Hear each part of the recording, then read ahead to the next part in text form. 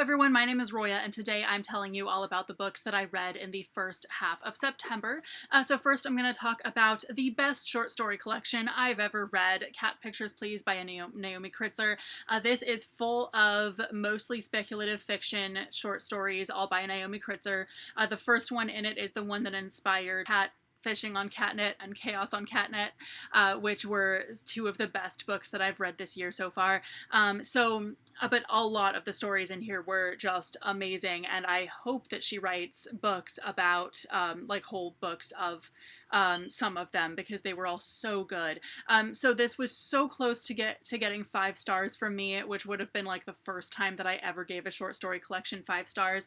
However, the last third of the book was not quite as good as the first 2/3 of the book, because basically up until the last third of the book I would have given every single story in it 5 stars, but then in the last third of the book there were a few stories in a row that were kind of just okay and all of that. But overall, I loved the vast majority of the stories in this. They were so good, and I cannot recommend this enough. Mislaid Parts Half Known by Seanan McGuire. This comes out on January 9th. I got this arc from NetGalley. This is the 9th book in the Wayward Children series. This is another really amazing installment in the series. The series is about kids who have gone to other worlds and come back to this world and cannot deal with the fact that they are not in their the world that they went to anymore, and a boarding school that they all go to and all of that. And this one in particular, this installment, follows the main character of the last book in the series as well. We got her backstory in the last book, so this one follows basically her going back to that world again. It was really good. I don't think this was my favorite in the series, but I have really liked every single one of the books in this series, and I seriously, if you have not been reading these, I definitely suggest getting on it because they're so good. They're also really, really short. They're about novella length. They are not long at all, and they're really quick reads, and they're really, really fun. Fireborn by Rosaria Munda. This is about two teenagers who were orphans together in the same orphanage, and now they're both growing up to become dragon riders. I liked this book, but I didn't really feel like there was a whole lot to it. I was a little bored. It was kind of a slog to get through. I felt like we just don't get the characterization or the world building or really anything in this book, and I really expected more from it, because I definitely, when I look at reviews of this book, I see like, wow, the slow burn romance was really good, the political intrigue was really good, blah blah blah blah, and I just felt like, am I reading the same book here? Like, it was just not it was just not anything I could get into somehow. It was just kind of generic and meh, and I really wanted to like this book, but unfortunately there was just not that much to it. Maybe if I read the second one it'll be better. I have no idea. Similarly, the next 2 books I read were actually DNFs for basically that same reason. I just found it really hard to finish either of them.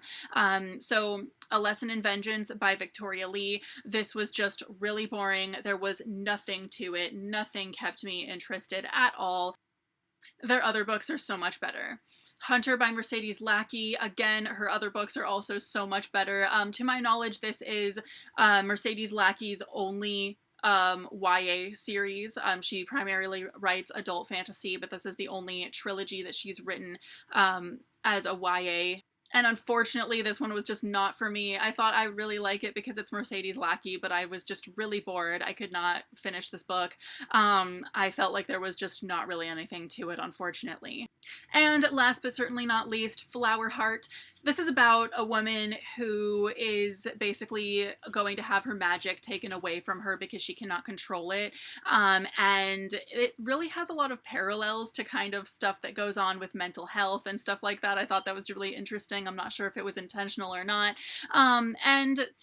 Basically, the main character falls in love with a guy who she knew when they were kids, but his family forbade them from remaining friends. There's just a lot going on in this book that I really, really liked, and it was actually pretty adorable as well. So anyway, those are the books that I read in the first half of September. If you've read any of these, have any thoughts on them, etc., please leave a comment. Also, I'm very sorry that I have not read any of the books yet that I did my Instagram Picks My TBR video with. However, basically the reason why these books were read more quickly was because I was able to get them on audiobook from my library, most of them.